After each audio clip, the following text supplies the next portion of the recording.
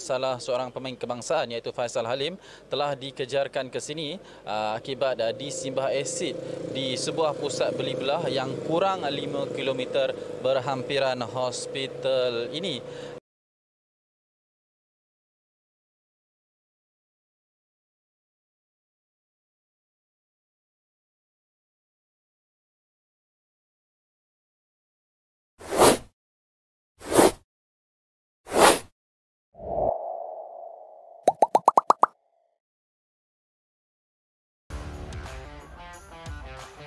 Mengerikan. Dunia sepak bola berduka. Musibah besar alami pemain ini. Sungguh pelaku biadab tak berperi kemanusiaan. Pembenci Marcelino langsung malu. Pelatih kelas dunia diam-diam ternyata berikan Marcelino hal ini. Begini faktanya.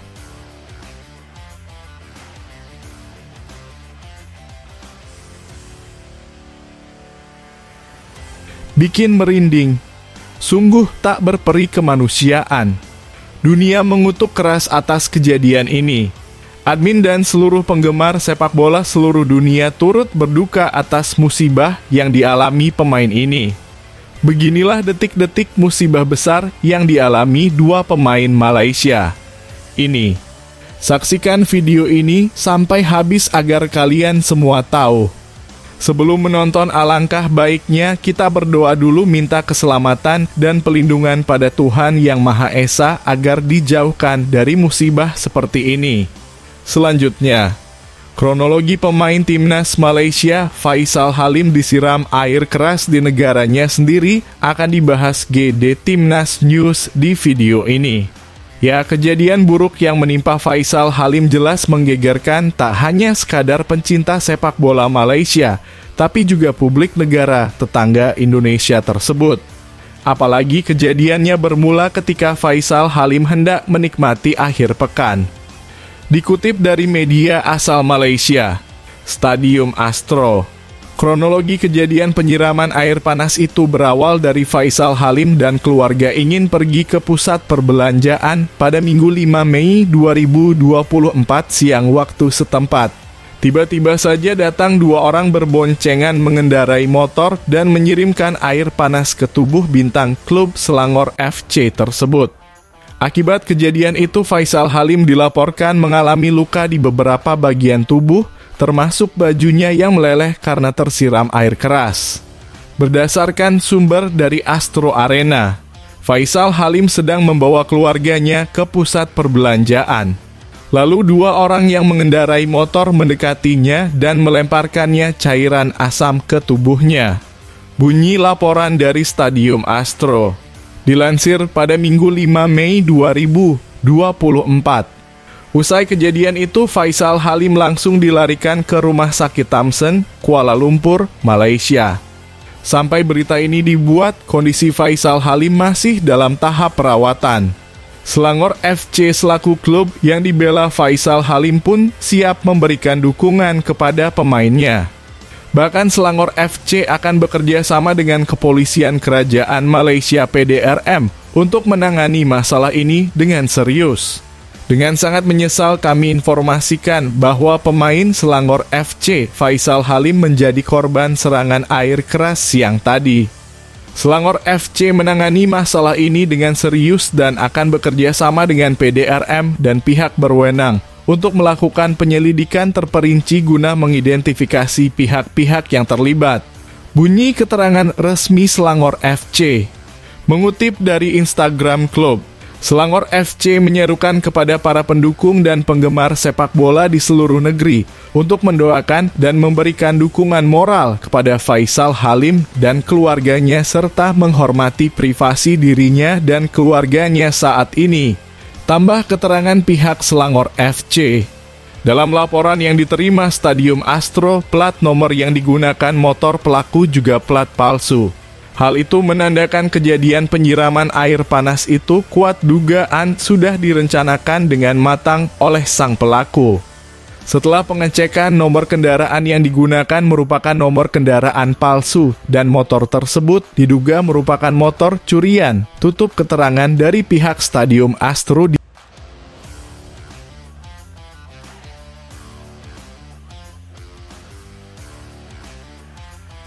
di luar dugaan. Pembenci Marcelino langsung malu lihatnya. Pelatih kelas dunia berikan hal ini untuk Marcelino Ferdinand. Sungguh ini luar biasa. Bisa-bisanya pemain yang akhir-akhir ini ngampas malah mendapatkan hal luar biasa dari pelatih kelas dunia. Gelandang timnas Indonesia U23 Marcelino Ferdinand mendapatkan apresiasi dari Roberto Mancini dan asistennya Fausto Salzano setelah mendapat kritik dari supporter Indonesia. Roberto Mancini dan Fausto Salzano saat ini menangani timnas Arab Saudi. Keduanya ikut menyaksikan duel Indonesia versus Irak dalam perebutan peringkat 3 Piala Asia U23 2024 di Qatar pada 2 Mei. Dalam laga tersebut timnas Indonesia U23 kalah 1-2 dari Irak. Saat menyimak duel Indonesia versus Irak di Stadion Abdullah bin Khalifa, tenaga ahli Menteri untuk Urusan Diaspora dan Kepemudaan Hamdan Hamadan berkesempatan diskusi dengan Mancini dan Salzano di tribune. Dalam diskusi tersebut, Hamdan bertanya kepada Mancini dan Salzano soal pemain Garuda Muda yang menonjol saat melawan Irak. Dalam diskusi tersebut, Hamdan bertanya kepada Mancini dan Salzano soal pemain Garuda Muda yang menonjol saat melawan Irak. Nomor 7 Marcelino Ferdinand, 10 Justin Hubner, 6 Ivar Jenner, dan 23 Nathan Chuaon. Boleh kamu bantu saya menulis nama mereka? Ujar Hamdan menirukan jawaban Mancini dan Salzano. Khusus apresiasi Mancini kepada Marcelino Ferdinand itu bertolak belakang dengan apa yang dialami pemain KMS Kadeinse tersebut baru-baru ini. Setelah Indonesia kalah dari Irak dan gagal mendapatkan tiket langsung ke Olimpiade 2024 Paris, Marcelino dihujani kritik oleh fans timnas Indonesia.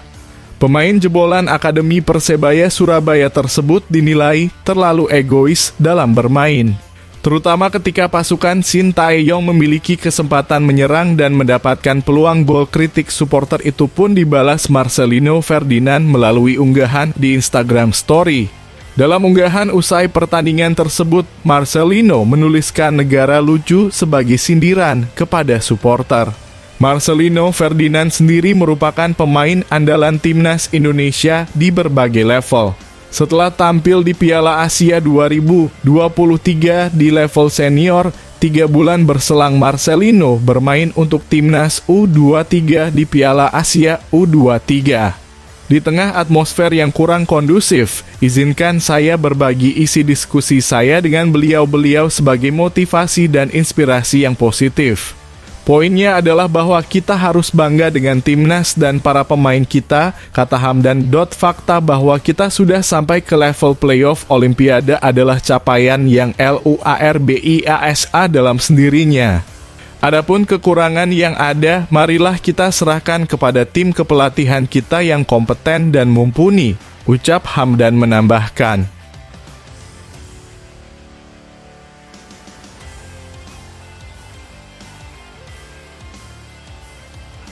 Maarten Paes buka-bukaan terkait alasan memilih menjalani naturalisasi untuk jadi WNI dan membela timnas Indonesia. Kiper FC Dallas ingin membela Indonesia sebagai penghormatan pada sang nenek. Maarten Paes resmi menjadi WNI pada awal pekan ini. Dia telah menjalani sumpah dan janji setia sebagai WNI. Namun tidak secara otomatis bisa membela timnas Indonesia.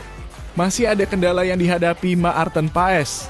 Dia masih terganjal statuta FIFA pasal 9 tentang perpindahan asosiasi huruf B ayat ketiga. Saat ini Maarten Paes dan PSSI disebut tengah mengajukan upaya banding. Kiper berusia 25 tahun punya tekad yang kuat untuk bisa membela timnas Indonesia. Dia punya alasan yang sangat kuat yang bukan hanya terkait dengan dirinya. Proses naturalisasi Maarten Paes rampung pada 30 April 2024 lalu. Dia harus menjalani perjalanan pandang dari Dallas ke Jakarta untuk menjalani pengambilan sumpah dan janji sebagai waktu Indonesia Barat. Itu adalah perjalanan yang sangat cepat. Bahkan saya lebih lama berada di pesawat daripada di Jakarta, ucap Maarten Paes. Tapi yaitu merupakan perjalanan yang sangat-sangat sukses. Ada beberapa percakapan yang bagus di sana. Banyak fans yang meminta berfoto dengan saya. Saya sampai kewalahan, tetapi itu adalah momen yang bagus. Jejak Indonesia pada diri Ma Arten Paes berasal dari neneknya yang lahir di Indonesia, tepat di Pare, Kediri. Sang nenek, kata Ma Arten Paes, sering bercerita soal periode di Indonesia kepadanya. Bermain untuk Indonesia adalah sebuah penghormatan kepada nenek saya yang telah meninggal sekitar 1 bulan yang lalu, ucap Ma Arten Paes. Saya sangat dekat dengan nenek saya, dia yang memasakkanku, mengajari saya cara masak, dan yaitu adalah percakapan terakhir kami sebelum dia meninggal. Kami membicarakan hal ini dan saya melihat dari senyum di matanya bahwa hal ini sangat berarti untuknya.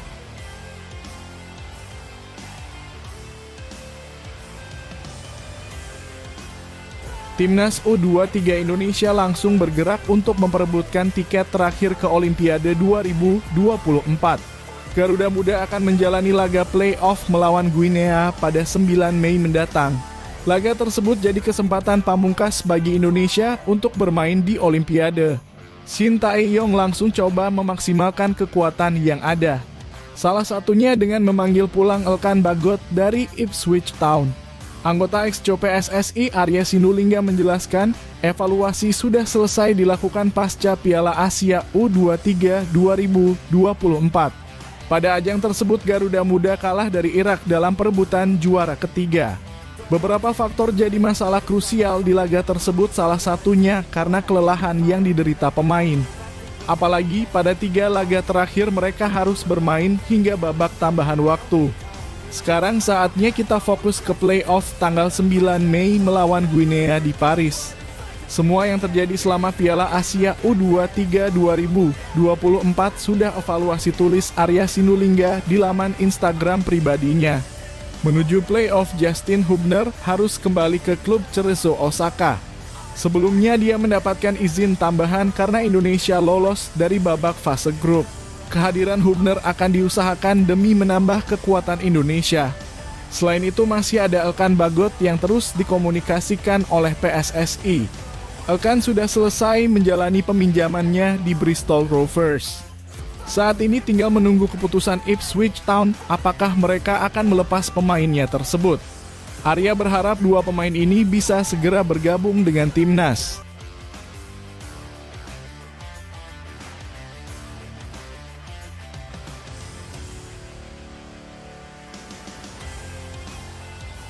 PSSI baru-baru ini mengumumkan tengah memproses 2 pemain, yakni Calvin Verdonk dan Jens Raven untuk dinaturalisasi. Dari kedua nama itu, Raven ternyata didatangkan tak hanya untuk memperkuat tim senior, tapi juga diproyeksikan untuk menjadi andalan di Timnas Indonesia U20. Hal itu sudah dikonfirmasi langsung oleh pelatih Timnas Indonesia U20, Indra Syafri. Jadi dengan hadirnya Raven, maka skuad Garuda Nusantara juga ikut mendapatkan kekuatan baru. Jens Raven menjadi pemain keturunan Indonesia teranyar yang sudah setuju untuk dinaturalisasi. Pemain kelahiran Belanda itu pun sudah datang ke Jakarta beberapa waktu lalu untuk memulai prosesnya. Sebagai informasi, Jens Raven merupakan penyerang yang berseragam tim Dordrecht U21. Pemain berusia 18 tahun itu tampil dalam 19 pertandingan dengan koleksi 6 gol di musim 2023 hingga 2024. Indra Syafri pun mengungkapkan bahwa Jens Raven melakukan tes kesehatan ketika datang ke Indonesia. Kini proses naturalisasinya sudah berjalan. Usianya kelahiran 2005. Memang kemarin sudah datang, sudah tes kesehatan, tinggal menunggu prosesnya naturalisasi, kata Indra Syafri. Jens Raven sendiri merupakan pemain rekomendasi dari pelatih Timnas Indonesia, Shin Tae-yong. Namun Indra Syafri menjelaskan bahwa sang pemain dalam proses naturalisasi karena memang diproyeksikan untuk bermain di Timnas Indonesia U20 lebih dulu mengingat usianya yang masih 18 tahun. Indra Syafri juga menilai Jens Raven dinaturalisasi karena 3 alasan. Salah satunya adalah kualitasnya yang menjanjikan.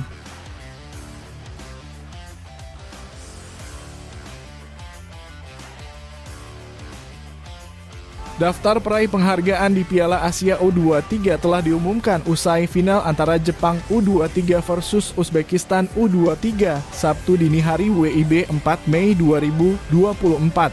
Ada 4 kategori yang disiapkan oleh AFC.